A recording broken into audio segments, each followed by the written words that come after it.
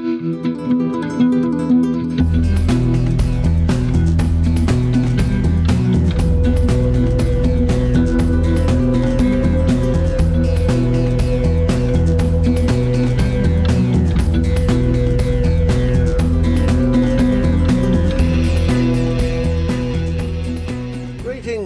Iain from RTO here. Welcome to A Perfect Side, where I listen to an album and pick my favourite side. Very simple.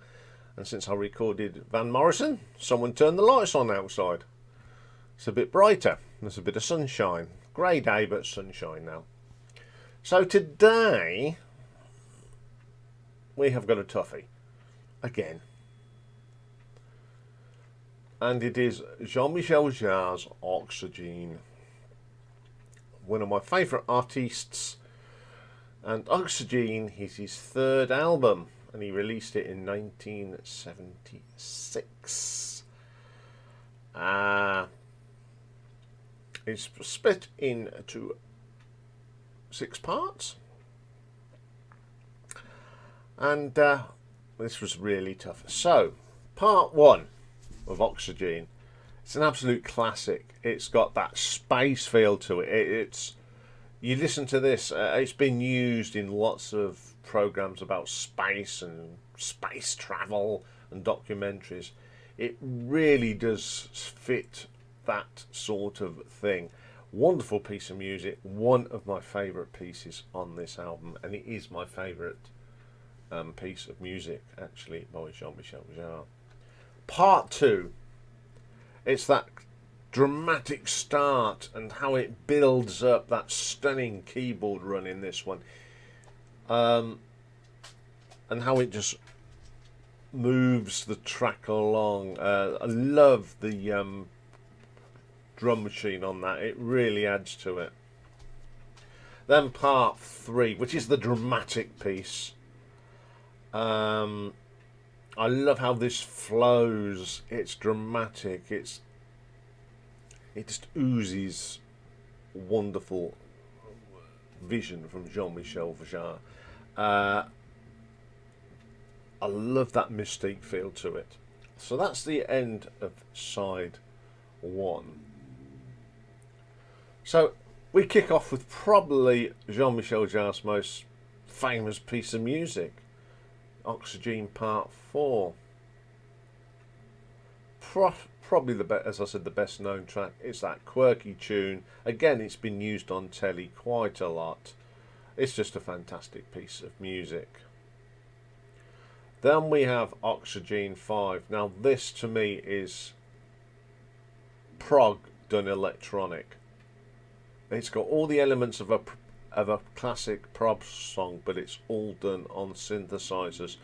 It's the longest piece on here, and I just love how this builds up all the way through the track, and then it leads lovely into part 6.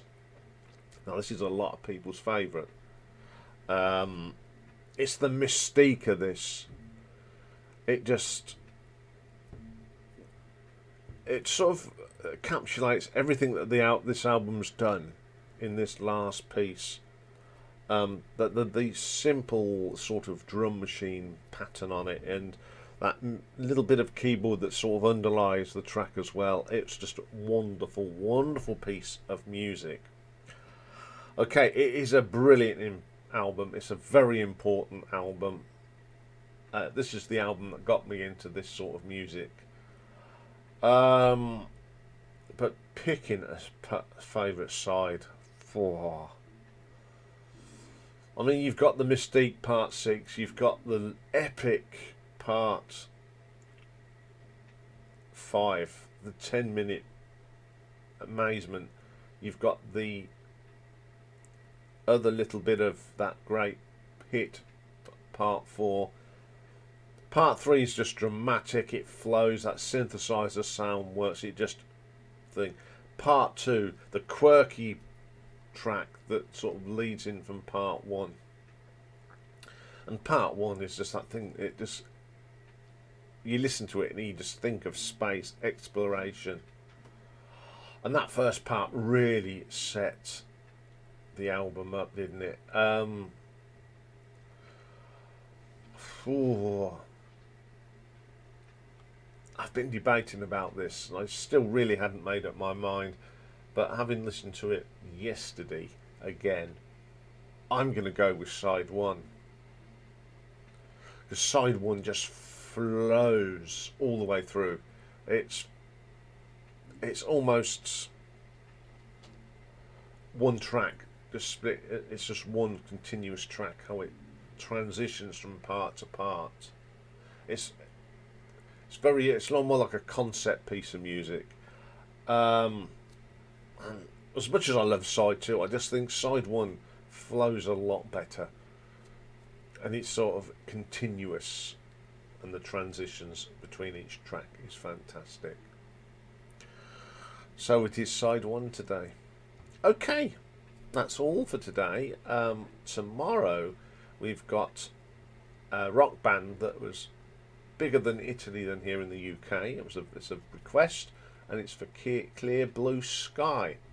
And also tomorrow we have got retro ranking, and we're going to do a little bit of my favourite Adam and the Ants songs. So that's all coming tomorrow. Bye for now.